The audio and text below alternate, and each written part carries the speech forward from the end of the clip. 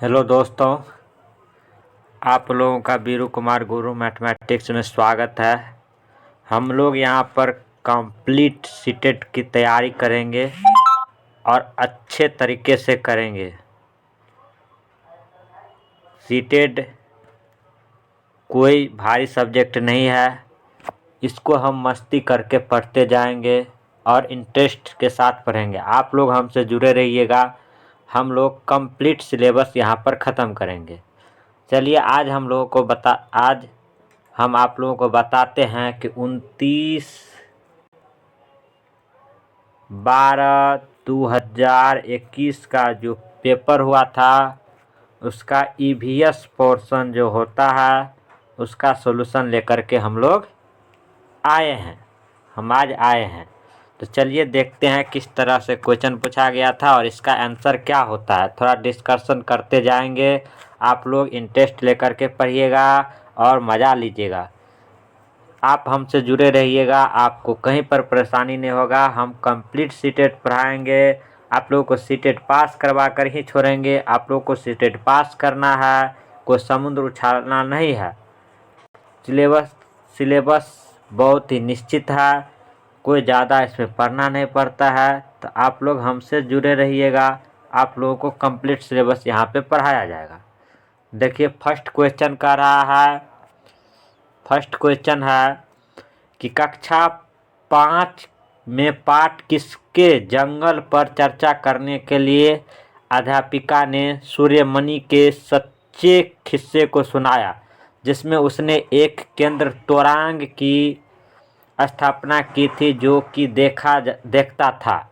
देखिए सबसे पहले हम आपको बता दें, तोरांग मतलब होता है जंगल, और जंगल तोरांग को झारखंड में कहा जाता है। झारखंड में जंगल को तोरांग कहा जाता है।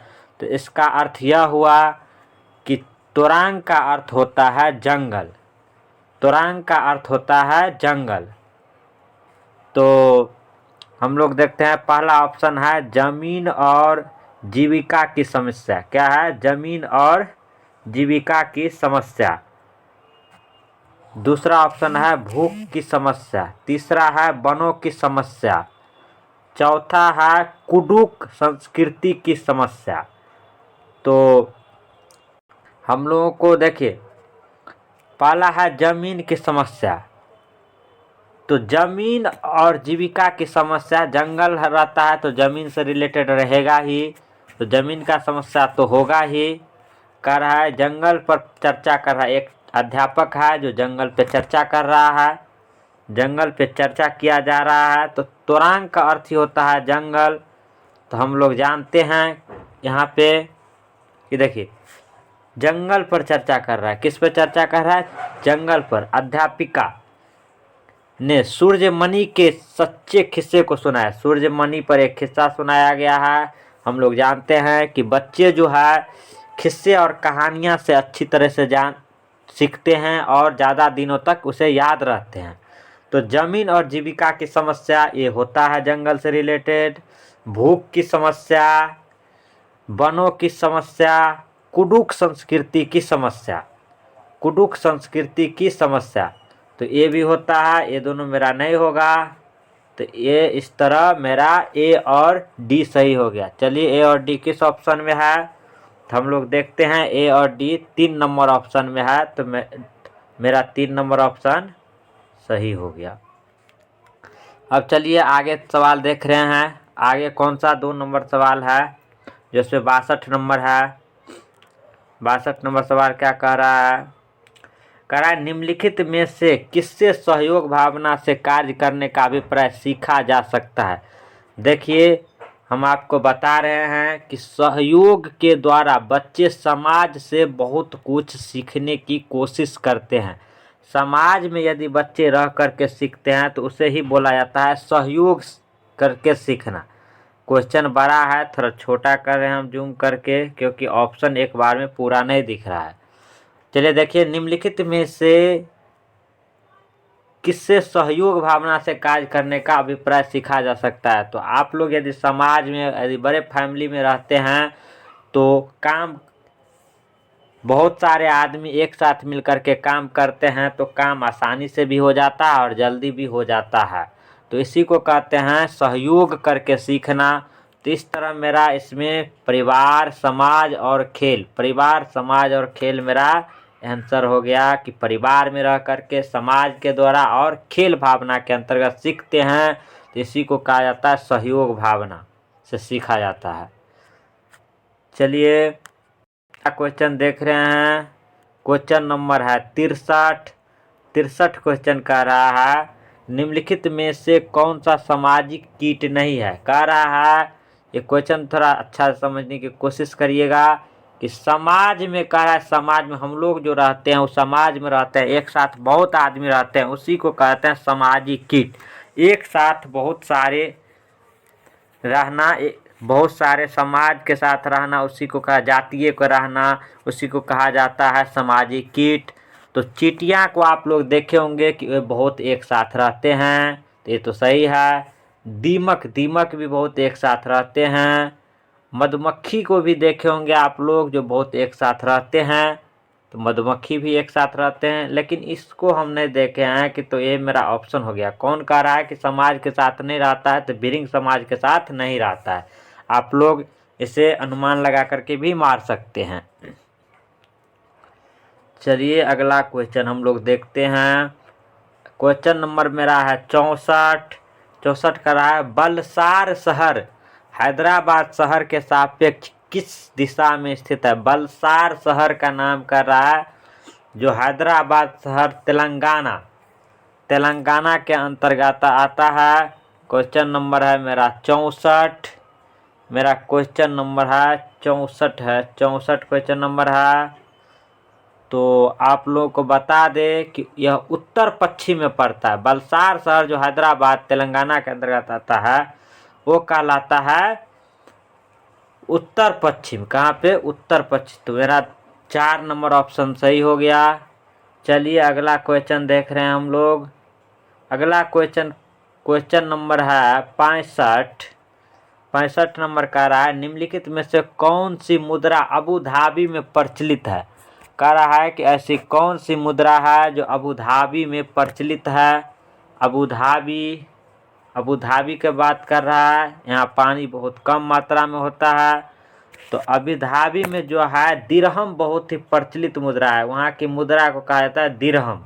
वहाँ पर बहुत ही प्रचलित मुद्रा है। तो मेरा 3 नंबर ऑप्शन सही हो गया। चलिए अगला सवाल देख रहे हैं हम लोग। अगला सवाल है 66 नंबर। अगला सवाल 66 नंबर क्या कह रहा है।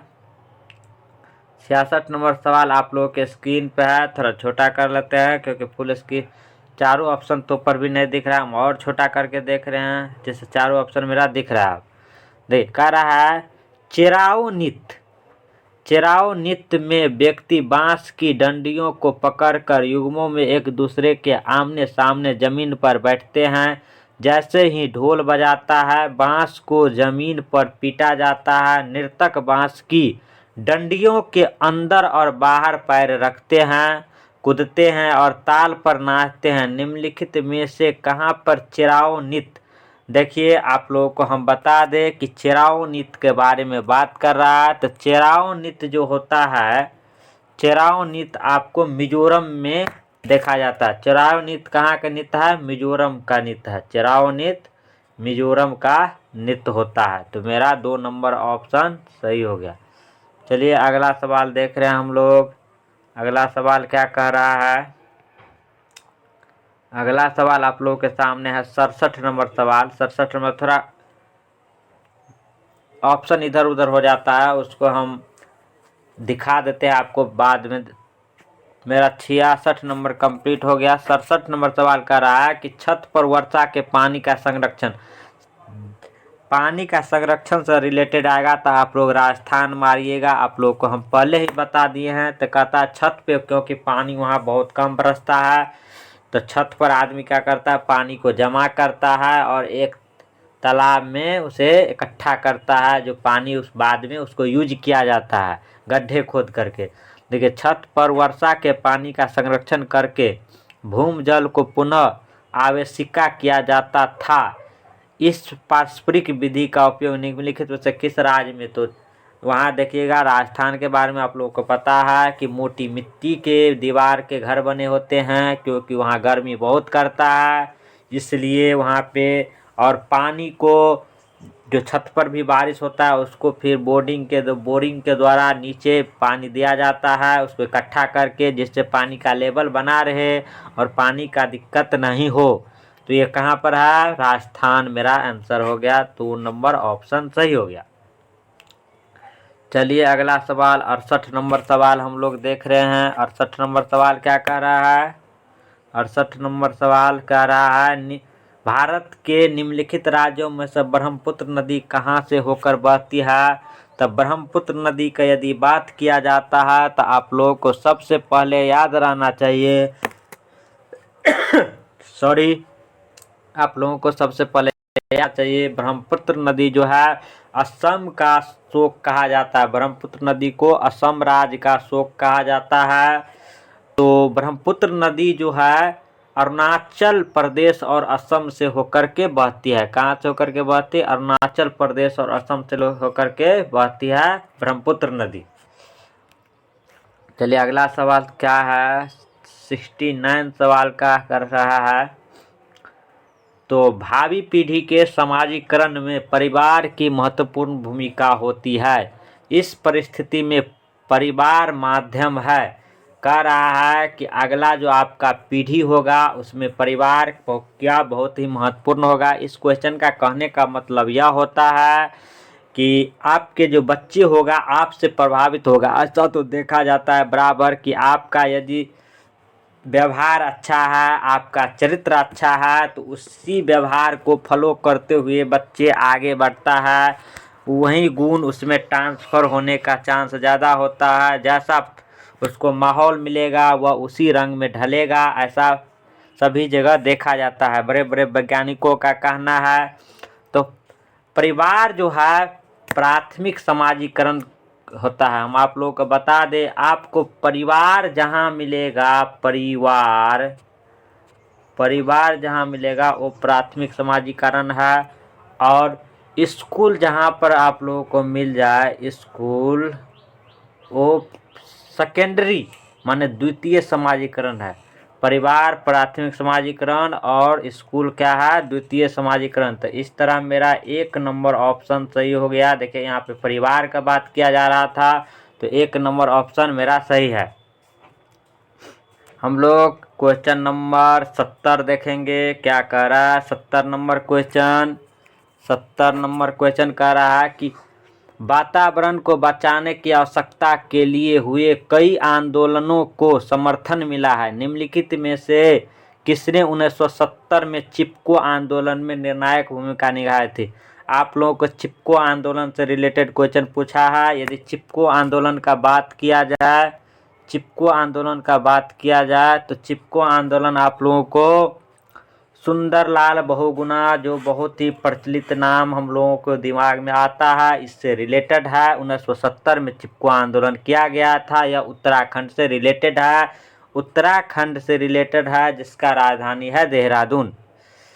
उत्तराखंड में आप लोग एक चीज़ और पढ़े हैं कि वहाँ फूलों का घाटी है। देखिए पर्यावरण की यदि बात किया जाए तो पर्यावरण में पहले बहुत NCERT का जो पोर्शन था वो 75% पूछा जाता था, लेकिन अभी जो देखा जाता है NCERT का पोर्शन बहुत ही कम कर दिया है।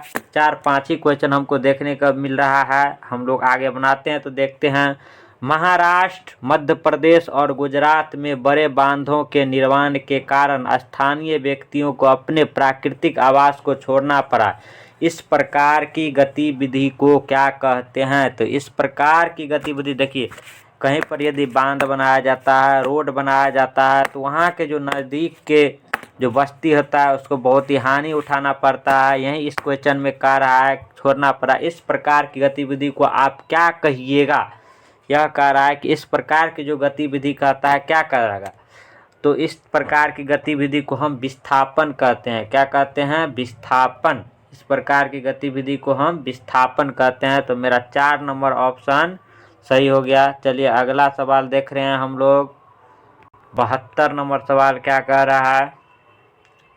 72 नंबर सवाल आप लोगों के स्क्रीन पर आया है। 72 नंबर सवाल का आंसर दीजिए आप लोग।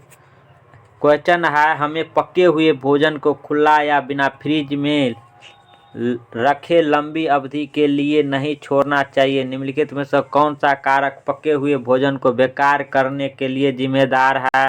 तो हम लोग जानते हैं कि पके हुए भोजन को जीवाणु होता है, वहीं जिसको बैक्टीरिया कहते हैं उसमें कीड़ा फट जाता है। इसी से वह क्या हो जाता है, खराब हो जाने का चांस रहता है। तो जीवाणु द्वारा, जिसे हम बैक्टीरिया कहते हैं इंग्लिश में, उस द्वारा खराब होता है पके हुए भोजन।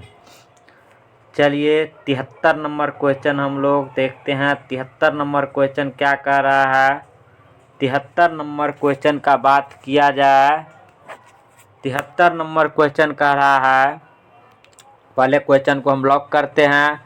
देखिए, प्रत्येक भोज्य पदार्थ के पैकेट पर उसे पैक करने की तिथि दी जाती है। क्योंकि देखिए, आप लोग कोई सामान खरीदते होंगे तो देखते होंगे उस पर जो होता है उत्पादन तिथि, किस दिन उत्पाद हुआ है, किस दिन वो बनाया गया है और कितने दिनों तक इसका वैलिडिटी है, कब तक हम इसको यूज कर सकते हैं। आप लोग ये प्रत्येक डिब्बे पर बराबर लिखे देखने होंगे। यदि आप लोग नहीं देखते हैं तो ये बहुत ही बड़ा गलती कर रहे हैं। आप लोग यदि कोई सामान लेते हैं तो उस पर उत्पादन तिथि, उत्पादित तिथि देख लीजिएगा और कब तक ये चलेगा, इसका एक्सपायरी डेट क्या है, ये सब ज़रूर आप लोग देख लीजिएगा, तभी आप लोग कोई सामान लीजिएगा। चलिए, प्रत्येक भोज्य पदार्थ के पैकेट पर उसे पैक करने की तिथि दी जाती है। क्योंकि पहला हम लोगों का है, प्रत्येक भोज्य पदार्थ की अपनी निधानी माने सेल्फ आयु होती है। ये बात सही कह रहा है हम लोगों को कि कोई भी सामान यदि बनाया जाता है तो उसको हम सब दिनों के लिए तो यूज नहीं कर सकते हैं, उसका कुछ न कुछ निश्चित आयु होता है। तो ये नंबर सही है। चलिए बी क्या कह रहा है, भोज्य पदार्थ के प्रकरण और पैकिंग की अवधि में कई परीक्षकों का उपयोग किया जाता है। ये बात सही है। जैसे आप अचार बनाते हैं तो उसमें भी बहुत सारे मसाले बना करके रखते हैं, तभी वो खराब नहीं होता है। जैसे कोई चीज़ चिप्स का पैकेट पैक किया जाता है तो उसमें नाइट्रोजन गैस भर दिया जाता है, इसी कारण वो हवा से फुला हुआ रहता है, उसके कारण वो चिप्स खराब नहीं होता है। जल्दी खराब तो होता है लेकिन बहुत दिनों तक खराब नहीं होता है। तो ये भी बात सही कर रहा है, तो मेरा बी नंबर भी सही है। देखिए सी नंबर कह रहा है, कुछ निश्चित समय के पश्चात उसमें रोगाणु उत्पन्न हो सकते हैं जो इसको खराब कर देगा। सही बात बोल रहा है। यदि चिप्स को आप 5 महीना 10 महीना के लिए छोड़ दीजिएगा तो आपको ज़रूर वो खराब हो जाएगा उसमें, क्योंकि उसमें रोगाणु उत्पन्न हो जाता है, बैक्टीरिया उत्पन्न हो जाता है। अभी हम लोग पढ़े थे। तो मेरा सी नंबर भी ऑप्शन सही कह रहा है। चलिए डी नंबर क्या कह रहा है, हमें उन भोज्य पदार्थों का उपयोग नहीं करना चाहिए जिन पर लिखा हुआ समय समाप्त हो चुका है। बिल्कुल सही कह रहा है कि जिस पर एक्सपायरी डेट ख़त्म हो गया है, जो 5 महीना जिसका एक्सपायरी डेट 5 महीना है और वो 5 महीना से ऊपर हो गया है, उसको हमको यूज नहीं करना चाहिए। तो डी नंबर भी ऑप्शन सही कह रहा है। आप लोग कोई सामान खरीदने के लिए जाइएगा तो इतना जो इसमें 4 ऑप्शन बताया गया है, ये चारों ऑप्शन आपके लिए काम की बात है, तो ये चारों ऑप्शन आप लोग देख करके जाइएगा। तो इस तरह मेरा इसमें ए बी सी तीनों सही है, तो 1 नंबर मेरा ऑप्शन सही हो गया। इसमें आप लोग इसको गौर से पढ़िएगा और इसको फॉलो करिएगा, अपने बच्चों को बताइएगा। चलिए आगे चलते हैं। 74 नंबर सवाल क्या कर रहा है, 74 नंबर क्वेश्चन है कि मच्छरों के प्रजनन की रोकथाम के लिए कई विधियां प्रस्तावित की जाती है। निम्नलिखित में से वह विधि ज्ञात कीजिए जो कि मच्छरों के प्रजनन को नहीं रोकती है। कह रहा है कि वह विधि बताइए जिससे मच्छर की प्रजनन नहीं रुकती है। कह रहा है मच्छर जो बच्चा पैदा करता है, कोई ऐसा उपाय है जिसके कारण मच्छर, कह रहा है कि कोई ऐसा उपाय है जिसके कारण मच्छर पैदा ना हो। तो किन किन कारणों से मच्छर पैदा होने से हम लोग रोक सकते हैं, चाहे कम कर सकते हैं, इसके बारे में हम लोग इस क्वेश्चन से जानकारी प्राप्त करेंगे। देखिए कूलर के पानी को सप्ताह में कम से कम 2 बार बदले। कूलर में जो पानी आप लोग यूज करते हैं, जिसके कारण आप लोग ठंडा ठंडा हवा जो खाते हैं, उससे क्या होता है, तो उसमें गंदगी फैलती है, उससे भी मच्छर पैदा होने के चांस है। लेकिन इसमें क्या कह रहा है कि उसको आप क्या करिए, बदलिए, उसको क्या करिए, बदलिए बार बार, तो क्या होगा, उससे मच्छर कम पैदा होगा। तो हमको कह रहा है कि नहीं रोकता हो या तो रोकने का काम करता है, तो ये मेरा सही है, लेकिन ये ऑप्शन नहीं होगा, गलत चुनना होगा। जो नहीं रोकता हो वो हमको चुनना है। आप लोगों को ध्यान से क्वेश्चन को पढ़ना है। देखिए, जिसमें नहीं लगा रहे उस क्वेश्चन को हमको 2 बार पढ़ना है। कहीं नहीं लगा रहेगा तो पूरी की पूरी क्वेश्चन मेरा बनाया हुआ गलत हो जाएगा। देखिए, तालाब और पानी इकट्ठा होने वाले स्थानों में मछली डालें जो कि मच्छरों के लार्वा को खा लेते हैं। आप लोग देखते होंगे कि नज़दीक में यदि पानी जमा है तो उस पर गंदगी फैलती है, उस पर मच्छर पैदा होता है। यदि उसमें मछली रहेगा तो जो बच्चा पैदा करेगा मछली, मच्छर वो मछली खा लेगा, इससे मच्छर कम पैदा होगा। तो बी नंबर 2 नंबर भी सही है। 3 नंबर कह रहा मच्छरदानी का प्रयोग करें। एक ऐसा मजाक है क्या, मच्छरदानी आप लगाते हैं तो मच्छर पैदा नहीं करेगा बच्चा, उससे क्या फर्क पड़ता है। हाँ, एक स्थिति हो सकता है कि यदि मच्छरदानी में एक ही हो अंदर में और बाहर में कोई मच्छर ना हो तो तब बच्चा पैदा रुक सकता है। ये मेरा ऑप्शन सही हो गया। पढ़ने से ही लग रहा है कि ये ऑप्शन मेरा बिल्कुल सही है, क्योंकि इसी के द्वारा हम बच्चा पैदा करने की क्षमता को नहीं रोक सकते हैं। मच्छरदानी से कौन बच्चा, एक मेरा दोस्त था नीरज कुमार, उसने यही ऑप्शन टिक करके आया था कि मच्छरदानी का प्रयोग करने से बच्चे पैदा नहीं कर सकते हैं मच्छर। लगता था कि वो रात भर जगता, कारण उसने ऐसा किया था। चलिए अगला सवाल देख रहे हैं। 75 नंबर सवाल हम लोग देखते हैं। 75 नंबर सवाल, 75 नंबर और कोई ऑप्शन, एक नंबर ऑप्शन और है, वो ऑप्शन हम पढ़ के देखते हैं। यदि किसी स्थान पर पानी इकट्ठा हो गया हो तो तेल का छिड़काव करें। इसके द्वारा भी क्या होता है, मच्छर का पैदा करने का क्षमता जो है ये रुक जाता है। तो मेरा एक ही ऑप्शन था, जो 3 नंबर ऑप्शन था, किसका, 3 नंबर ऑप्शन। 3 नंबर ऑप्शन में क्या सब दिया है, 3 नंबर ऑप्शन में हम लोग देख देंगे तो सी नंबर। देखिए, आप लोग बिल्कुल करेक्ट था कि मच्छरदानी के द्वारा हम बच्चा पैदा करने की क्षमता को नहीं रोक सकते हैं। चलिए अगला क्वेश्चन देख रहे हैं हम लोग। क्वेश्चन नंबर है मेरा 75 नंबर क्वेश्चन देख रहे हैं हम। कह रहा है 75 कि दस्त के रोगियों को चिकित्सक परामर्श देते हैं वे अधिक मात्रा में उबाल कर ठंडा किया हुआ पानी जिसमें चुटकी भर नमक व थोड़ी सी चीनी मिली हो पिए। क्योंकि कह रहा है क्यों पीना चाहिए, कह रहा है दस्त रोगियों को, जिसको रोग है उसको कह रहा है रोगियों को चिकित्सक परामर्श, यदि आप कोई उपचार बताइएगा, डॉक्टर उपचार बताता है तो कहता है कि अधिक मात्रा में उबाल कर ठंडा किया हुआ पानी जिसमें चुटकी भर उसमें नमक दीजिएगा, चीनी मिली हो, पिया कीजिए। क्यों कह रहा है ऐसा डॉक्टर, तो पहला ऑप्शन है केवल चीनी वाला पानी आंत नहीं सोख सकती है। इसका कहने का मतलब है कि केवल चीनी जिसमें मिला रहेगा वो पानी आंत नहीं सोख पाएगा, इसलिए उसमें कहता है थोड़ा चुटकी भर नमक दे दीजिए। तो मेरा ए नंबर ऑप्शन सही कह रहा है। इसको क्वेश्चन को पहले लॉक करते हैं, उसके बाद आंसर देने का कोशिश कर रहे हैं। तो ये मेरा सही कह रहा है। चलिए बी नंबर कह रहा है चीनी और पानी वाला सम्मिश्रण सरलता से सोखा जा सकता है। ये भी सही कह रहा है कि नमक मिलाने से सोखा जा सकता है।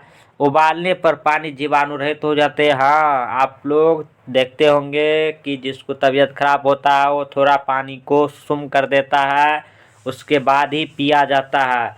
तो मेरा सी नंबर भी ऑप्शन सही है। इस तरह मेरा इसमें ए बी सी ऑप्शन सही हो गया। चलिए अगला क्वेश्चन देख रहे हैं हम लोग। क्वेश्चन नंबर 76 है।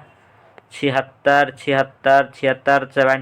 क्या कह रहा है, 76 नंबर क्वेश्चन कह रहा है कि कक्षा 3 में हमारा भोजन नामक अध्याय को पढ़ाते समय शिक्षक जोसेफ विद्यार्थियों से आपस में चर्चा करने को कहते हैं कि उन्होंने कल क्या खाया था। एक टीचर है, देखिए एक शिक्षक है जो पढ़ा रहे हैं कोई अध्याय बुक में, वो कह रहे हैं जोसेफ विद्यार्थियों से, जोसेफ शिक्षक का नाम है जोसेफ, जोसेफ यहाँ पे नाम देखिए दिया हुआ है जोसेफ। वो विद्यार्थियों से चर्चा करते हैं कि कल क्या खाया था तुम लोग, बच्चे से पूछते हैं, हम लोग भी पूछने का काम करते हैं कि कल क्या खाए हो तुम लोग बताओ। तो यह जो है इस पर चर्चा करने का उद्देश्य क्या है, शिक्षक इससे क्या जानने की कोशिश कर रहा है। तो शिक्षक इससे क्या जानने की कोशिश कर रहा है, अपने साथियों से साझा करना कि उसमें उन्होंने क्या खाया है। इसका ऑप्शन पहले देख लीजिए कि ABC करके तो नहीं दिया है, नहीं दिया हुआ है, तो इसका मतलब है इसी चारों में से हमको ऑप्शन ढूंढना है। तो शिक्षक इसके द्वारा क्या जानने की कोशिश कर रहा है, अपने साथियों से साझा करना कि उन्होंने क्या खाया है, यह तो जानने की कोशिश नहीं कर रहा है। भोजन की विविधता के पहलुओं को साझा करना, टीचर यह जानने का कोशिश कर रहा है कि इससे बच्चे को अधिक से अधिक जानकारी इकट्ठा होगा, कहाँ के लोग क्या खाते हैं, गुजरात के लोग क्या खाते हैं, ढोकला चट्टी खाते हैं, मछली सरसों तेल में मछली कहाँ के लोग खाते हैं, नारियल के तेल में मछली कहाँ के लोग खाते हैं। तो ये सब जानने का हमको विभिन्न तरह के भोजन के बारे में हमको इससे जानकारी मिलता है। तो इस तरह मेरा 2 नंबर ऑप्शन सही हो गया। चलिए अगला सवाल हम लोग देखते हैं। 77 नंबर सवाल कह रहा है, 77 नंबर सवाल हम लोगों को कह रहा है कि कक्षा 4 5वां अध्याय अनीता एवं मधुमक्खी, अनीता जो है मधुमक्खी से रिलेटेड कहानी है, कक्षा 4 में 5वां अध्याय है। अनीता एवं मधुमक्खियाँ में अनीता कुशवाहा नाम की एक लड़की की सच्ची कहानी है, जिसमें उसका वर्णन एक बालिका सितारा के रूप में उजागर किया गया। इस प्रकार की पहल का सर्वाधिक उपयुक्त उद्देश्य क्या है। देखिए कक्षा 4 में एक क्वेश्चन का कहने का मतलब यह है कि कक्षा 4 में जो है अनीता नाम की लड़की है, वो जो है मधुमक्खी पालने से रिलेटेड है और उसमें अनीता को कहानी का मुख्य पात्र और सितारा माना गया है, उजागर किया गया। इस प्रकार की सर्वाधिक उपयुक्त, इसका उद्देश्य क्या हो सकता है, उसका सितारा मानने का इसका उद्देश्य क्या हो सकता है। तो इसमें हम देखेंगे कि यह दर्शाना कि नारी शक्ति या बालिका शक्ति किस प्रकार गतिशील है तथा समानता एवं सशक्तिकरण को प्रदर्शित कर रही है। इस तरह मेरा 2 नंबर ऑप्शन सही हो गया। देखिए हम लोग आजकल देखते हैं ज़्यादातर समाज में कि महिला को कम आंका जाता है, लेकिन ऐसा बात नहीं होता है, महिला भी चांद पर गई हुई है। जैसे सुनीता विलियम के बारे में कहा जाता है कि तोड़ लाई आसमान से चांद तारे, सुनीता विलियम भी एक लड़की थी। चलिए अगला नंबर सवाल देखते हैं। 78 नंबर सवाल क्या कह रहा है। 78 नंबर सवाल कह रहा है कि कक्षा 4 के अध्याय दुनिया मेरे घर में नामक कहानी है। कक्षा 4 के जो कहानी पढ़िएगा तो एक कहानी है दुनिया घर में नामक कहानी, दुनिया मेरे घर में, दुनिया मेरे घर में नामक एक कहानी अक्षय के बारे में है, जो बताता है कि कैसे उसकी दादी उसे अनिल के घर पर भी खाने या पीने के लिए मना करती है। इस कहानी से बच्चों को कौन सी महत्वपूर्ण शिक्षा मिलती है। उसका दादी जो है, अक्षय के दादी जो है, उसको मना करती है कि अनिल के घर पर तुम खाना पीना मत खाओ, इससे तुमको दिक्कत होगा। ऐसा क्यों कह रहा है, इस महत्वपूर्ण ऐसा किस लिए कह रहा है, इसी पर प्रकाश डाला गया है, क्यों कहा गया है। तो इस 78 नंबर सवाल है, तो हम लोग देखते हैं इसका आंसर क्या होगा। जाति भेद एवं अस्पृश्यता का अस्तित्व, इससे तो यही निकल रहा है कि इससे जाति का बोध हो रहा है। हो सकता है कि ऐसा कंडीशन होगा जाति के लिए होगा, एक जाति न हो, ऐसा भी आजकल समाज में देखा जाता है, लेकिन ये सब बिल्कुल गलत है। कोई जाति वाति नहीं होता है, सब जाति एक होता है। जाति भेदभाव एवं अस्पृश्यता का अस्तित्व ऐसा हमारा बाल विकास नहीं सिखाता है, यही कारण होगा। चलिए अगला सवाल देख रहे हैं हम। 79 नंबर क्वेश्चन क्या कह रहा है, जो आप लोग देख रहे हैं कि एनसीईआरटी से जो क्वेश्चन है बहुत कम अब आ रहे हैं। पर 15 नंबर फिक्स था, 15 नंबर को आप जो है 15 नंबर में आप लोग को 13 नंबर 14 नंबर आ जाता था, 15 आ जाता था, और आप 2 मिनट में ये 15 क्वेश्चन जो है 2 मिनट में आप लोग पहले करके रख देते थे। लेकिन अब देखिए 15 नंबर क्वेश्चन बहुत कम आ रहे हैं वो एनसीईआरटी से। देखिए क्वेश्चन क्या कर रहा है, क्वेश्चन तो हम देखबे नहीं किए। निम्नलिखित में से कौन सा कथन ईवीएस में सहपाठी आकलन को परिभाषित कर रहा है। सहपाठी माने होता है सामाजिक शिक्षा, एक साथ शिक्षा, ईवीएस खोज करके सीखना, ये सब महत्वपूर्ण पहलू है पर्यावरण का। जितना बच्चे इन्वॉल्व रहेगा उतना अच्छा बात है, उतना अच्छा से जितना अपने आप से करेगा और अपने आप आंखों देखा काम करेगा उतना अच्छा बात है। तो इसमें कहा जा रहा है कि सहपाठी परिभाषित करता है, सहपाठी आकलन मतलब एक साथ कौन सा होगा इसमें। तो इसमें जो है ऑप्शन पूरा देखना पड़ेगा हमको कि विद्यार्थियों पर केंद्रित होता है जब वो दूसरे विद्यार्थियों का आकलन जोरों में या समूह में कर रहे हो। यह विद्यार्थी से रिलेटेड है।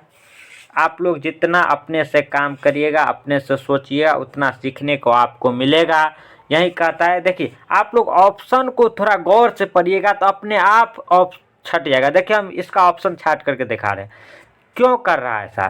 तो यह शिक्षा एवं ज्ञानवर्धन पर विद्यार्थियों के स्वयं के आकलन पर केंद्रित करता है। नहीं जी, स्वयं के आकलन पर केंद्रित नहीं करता है।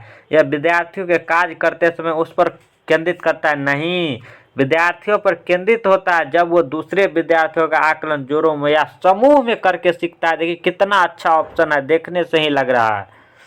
चलिए अगला क्वेश्चन हम लोग देखते हैं। 80 नंबर क्वेश्चन कह रहा है हम लोग को, 80 नंबर क्वेश्चन है कि कक्षा थर्ड के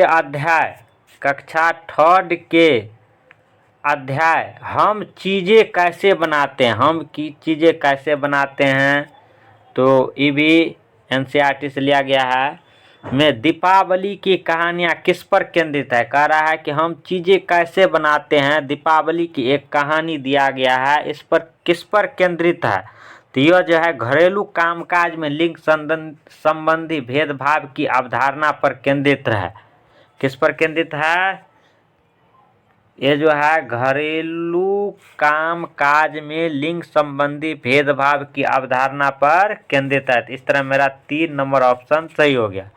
चलिए समय बहुत कम है, अगला सवाल देखने की कोशिश करते हैं। आप लोग हमसे जुड़े रहिएगा, आप लोगों को हम पूरा वीडियो प्रोवाइड कराएंगे और फ्री क्लासेस देंगे, आप लोग देखते रहिए अपना। चलिए देखिए इस सवाल को हम देख रहे हैं। तो सवाल है मौखिक इतिहास समाज के विशिष्ट समूह के अनुभवों का समन्वय करने का महत्वपूर्ण साधन है। इस संदर्भ में इंगित कीजिए कि कौन सा कथन इसके उपयोग को सबसे अच्छी तरह दर्शाता है। कह रहा है मौखिक इतिहास, जो हम लोग बोलते हैं कि ऐसा हुआ था पहले, ऐसा होने वाला, इसी को कहते हैं मौखिक इतिहास। समाज के विशिष्ट समूह, कह रहा है कि समाज में जो विशिष्ट कोई समूह होता है जिसको मानता रहता है, समूह के अनुभवों का, जिसको ज़्यादा अनुभव हो, सबने उसमें मिलकर करने का महत्वपूर्ण साधन है। इस संदर्भ में इंगित कीजिए कि कौन सा कथन इसके उपयोग को अच्छी तरह से दर्शाता है। तो 80 नंबर मेरा क्वेश्चन है। 80 नंबर 81 नंबर का क्वेश्चन है, 81 नंबर मेरा क्वेश्चन है। तो इसमें जो है शिक्षक छात्रों को भारत की स्वतंत्रता से संबंधित ऐतिहासिक तत्वों को मौखिक रूप से याद कराना गलत बात है जी, रटवाइएगा बच्चे को, गलत हो गया। दूसरा ऑप्शन कह रहा है शिक्षक छात्रों से भारत के इतिहास का मौखिक प्रस्तुतिकरण करने को कहती है। शिक्षक छात्रों से भारत के इतिहास का मौखिक प्रस्तुतिकरण नहीं रटवाना चाहती है, नहीं जी। शिक्षक अपने छात्रों से उनके दादा दादी या नाना नानी के स्वतंत्रता संग्राम के अनुभवों को एकत्र करने के लिए कहती है। बात सही है कि यदि आप दादा नाना नानी से कहानी सुन करके कोई चीज़ का अध्ययन कीजिएगा तो ये बहुत ही अच्छी बात है, यही शिक्षक जानना चाहता है। तो मेरा 3 नंबर ऑप्शन बिल्कुल सही। आप लोग ऑप्शन पढ़िएगा तो आप लोग को पता चल जाएगा कि कौन सा सही है मेरा। चलिए 82 नंबर सवाल हम लोग को के सामने है। 82 नंबर सवाल हम लोग देखते हैं कि क्या है 82 नंबर सवाल। 82 नंबर सवाल है, कह रहा है कि स्थान विशेष को समझने के लिए बच्चों को मानचित्र पढ़ाने की कला का ज्ञान आवश्यक है। प्रस्तुत बच्चों में से कौन मानचित्र के बारे में सही है? कह रहा है कौन मानचित्र के बारे में सही है। मानचित्र के बारे में कह रहा है तो देखिए मानचित्र से हम लोगों को क्या क्या जानकारी मिलता है। मानचित्र सदैव यह मानकर बनाया जाता है कि व्यक्ति किसी स्थान को जमीन से देख सकता है। नहीं, गलत बात है। वस्तु, दीवारों, सड़कों आदि के लिए हम चीज़ें का प्रयोग करते हैं। बिल्कुल सही है। सब चीज़ के लिए हम अलग से प्रयोग करेंगे। जैसे घर के लिए हम आयत या रेक्टेंगल का यूज किए, तो दूसरा चीज़ के लिए हम कोई ट्रिंगल का यूज करेंगे। किसी चीज़ के लिए हम सर्कल का यूज करेंगे। इससे इंगित करेंगे जैसे ये हाउस है, एक दूसरा चीज़ है, ये दूसरा चीज़ है। अलग अलग चीज़ को हम अलग अलग तरीक़ा से यूज करते हैं। सही है। और देखते हैं, हम वास्तविक दूरियां नाप कर उन्हीं को दर्शाते हैं। वास्तविक दूरियां जैसे हम 100 किलोमीटर वहाँ पर नाप करके दर्शा देंगे, ये भी गलत है, क्योंकि उतना तो नहीं, उसके अनुसार हम एक लेंथ लेते हैं। मानचित्र में उत्तर दिशा सदैव सबसे ऊपर के हाशिए पर होता है। बिल्कुल सही है। आप लोग देखिएगा मानचित्र को तो ऐसे रखिएगा, ई ईस्ट माने पूर्व हुआ, वेस्ट हुआ, ई नॉर्थ हुआ, ई साउथ हुआ, पूर्व पश्चिम उत्तर दक्षिण, इस तरह ये ऊपर माथे होता है। तो मेरा डी नंबर भी सही है। इस तरह मेरा बी और डी सही हो गया। बी और डी किस में है देखते हैं। बी और डी 2 नंबर ऑप्शन में सही है। तो मेरा 2 नंबर ऑप्शन सही हो गया। चलिए अगला सवाल देख रहे हैं। अगला सवाल कौन सा है? 83 नंबर सवाल है। 83 नंबर सवाल क्या कह रहा है? कह रहा है निम्नलिखित में से कौन सा साधन जल के अभाव एवं इसका किसी क्षेत्र पर पड़ने वाले प्रभाव की चर्चा का सर्वोत्तम माध्यम है? कह रहा है निम्नलिखित में से कौन सा साधन जल के अभाव एवं इनका किसी क्षेत्र पर पड़ने वाले प्रभाव की चर्चा का, कह रहा है कि ऐसा कौन सा साधन है जो जल का संकट अभी मंडरा रहा है इसका वर्णन करता है। किससे, किस चीज़ से हमको सही जानकारी मिलता है? किस में? पाठ्य पुस्तक हम सेटिस्फाई नहीं। सर्वसाधन सुनने से, विश्वकोश से, और चौथा ऑप्शन है कि समाचार पत्र की रिपोर्ट से। आजकल कहीं पे कुछ होता है तो हम लोग सबसे ज़्यादा किससे, समाचार से जानकारी मिलता है कि कहाँ क्या हुआ है। जैसे अभी यूक्रेन और रसिया में युद्ध हो रहा है, जिसका जानकारी हमको कहाँ मिलते हैं? न्यूज से मिलता है, समाचार पत्र से। ये सब तो बाद में आता है, लेकिन न्यूज हमको करेंट दिखाता है, लाइव दिखाता है। इस सब से हमको जानकारी तुरंत मिलता है। चलिए अगला क्वेश्चन 84 नंबर क्वेश्चन हम लोग देखते हैं। 84 नंबर सवाल कह रहा है कि विद्यार्थी रिक्त पात्र अथवा गोरे कागज की भांति होते हैं, जिनको जानकारी व ज्ञान से भरना होता है, जो एक विद्यालय ही दे सकता है। ऐसा बात नहीं है, सबका कहना ऐसा नहीं है कि विद्यार्थी जो है एक गोरे कागज की तरह होते हैं। विद्यार्थी जब पैदा होते हैं तो बहुत कुछ लेकर के पैदा होते हैं। ऐसा बात नहीं कि गोरे कागज की तरह होता है। हाँ, कोई कोई वैज्ञानिक ऐसा कहा है। यदि उस वैज्ञानिक का पर्सनल नाम लिया जाए तभी आप कह सकते हैं कि हाँ गोरे कागज का तरह बच्चे होते हैं। तभी आप कह सकते हैं कि बच्चे जो होते हैं गोरे कागज की तरह होते हैं। क्वेश्चन नंबर मेरा 84 है। तो देखिए, विद्यार्थियों की ईवीएस सीखने के संदर्भ में निम्नलिखित में से कौन सा कथन सही है? सही कथन कह रहा है तो हम क्या बोले? विद्यार्थी रिक्त पात्र ऐसा नहीं है, ऐसा सबका मानना ऐसा नहीं है। सभी विद्यार्थी एक समान होते। भाई एक समान कैसे होगा? सब विद्यार्थी सब एक ही जैसा सोचेगा तो फिर विकास कैसे कर पाइएगा? ये गलत बात है। डिफरेंट होना अपने आप में बहुत बड़ी बात है। यदि आपके फैमिली में सब आप ही के बराबर पढ़े लिखे हो तो दूसरा काम कौन करेगा? सब हले जोतेगा। सब 10th पास करेगा तो इंटर कौन पास करेगा? चलिए 3 नंबर का रहा, विद्यार्थी रैखिक रूप से सीखते हैं, अतः नया ज्ञान पिछले तत्वों और जानकारी से ही प्राप्त होता है। कहता है रैखिक रूप से सीखते हैं। एक कहता है कि सीधा ही सीखता है, नहीं, बच्चे जो है चौतरफा सीखता है, सभी तरह से सीखता है। जिस तरह उसको ज्ञान मिल जाए वो उस तरह से सीखते हैं। 4 नंबर ऑप्शन है, विद्यार्थी के सीखने का तरीका सर्पिल पेंचदार होता है। प्रत्येक बच्चा अद्वितीय होता है, मैंने प्रत्येक बच्चा जो होता है अलग अलग तरीका से सोचता है। वह परिस्थितियों से सीखता है कि अभी कैसा माहौल है, उससे सीखता है। कैसा उसको पर्यावरण मिल रहा है, उसका समाज कैसा है, उसका परिवार कैसा है, उसका माता पिता का व्यवहार कैसा है, उसका स्कूल का पर्यावरण कैसा है, उस सब से प्रभावित होता है बच्चे का शिक्षा। इस तरह 4 नंबर ऑप्शन सही हो गया। जैसे हम लोग 4 को देखे तो ऑप्शन इतना अच्छा लगा कि हम लोग रह नहीं पाए। चलिए अगला सवाल 85 नंबर सवाल हम लोग देख रहे हैं। 85 नंबर सवाल कह रहा है कि विद्यार्थियों के सीखने का मूल्यांकन करने के लिए फाइल या पोर्टफोलियो एक महत्वपूर्ण उपकरण है। निम्न में से कौन सा वाक्य पोर्टफोलियो को सर्वाधिक उपयुक्त तरीके से प्रभावित करता है? कह रहा है विद्यार्थियों के सीखने का जो मूल्यांकन है करने के लिए फाइल व पोर्टफोलियो, देखिए बच्चे का जितना भी क्या विकास किया है, बच्चे के बारे में जितना जानकारी है वो स्कूल पोर्टफोलियो में एक फाइल में तैयार करके रखता है, उसी को पोर्टफोलियो बोला जाता है।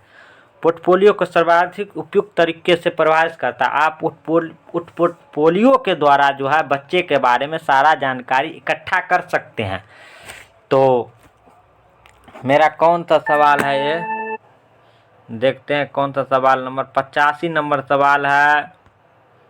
85 नंबर सवाल कर रहा है, 85 नंबर का आंसर हो गया। देखिए ऑप्शन बहुत बड़ा है, हम लोग डायरेक्ट ऑप्शन पे जा रहे हैं, समय बहुत हो गया है।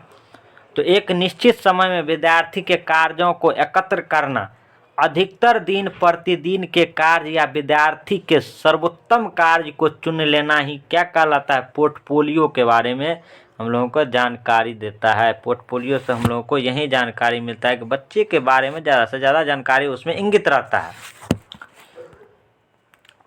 चलिए 86 नंबर क्वेश्चन कह रहा है कि कक्षा में विरोध की परिस्थिति अक्सर उजागर होती है। कक्षा में देखिएगा कि विरोध होता ही रहता है। जब कोई छात्र किसी सामाजिक सांस्कृतिक विषय पर प्रारंभ करता है तब एक शिक्षक के रूप में आपकी क्या प्रतिक्रिया होगी? कह रहा है कि कक्षा में आप देखते होंगे ये लड़का एक दूसरे के विरोध करते रहते हैं, छात्र छात्रा एक दूसरे के विरोध करते रहते हैं। तो कह रहा है जब कोई छात्र अपनी सामाजिक संस्कृति, अपने समाज के बारे में, अपनी संस्कृति के बारे में, अपनी जाति के बारे में उस पर चर्चा करता है तो आप एक शिक्षक के नाते क्या करिएगा उसको? आप एक शिक्षक होने के नाते उसे क्या कहिएगा? तो आप क्या कह सकते हैं उसको? आप यही कहिएगा कि छात्र कहेंगे कि अपने अनुभव साझा करें और कक्षा में इस विषय पर संबोधन करें। कहिएगा कि उसको कि आप जो और इस विषय पर आप संबोधन कीजिए, लोगों को बताइए, तभी दूसरे के पास जानकारी देगा। तो मेरा 4 नंबर ऑप्शन सही हो गया। चलिए 87 नंबर कह रहा है कि एक अध्यापिका की इच्छा है कि उसके छात्रों में वनस्पतियों के बारे में समझ व ज्ञान विकसित हो।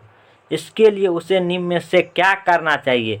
एक टीचर का, एक शिक्षक का मानना है कि हम जो है छात्रों को वनस्पति माने औषधीय के बारे में ज्ञान दे, उसे सिखाए।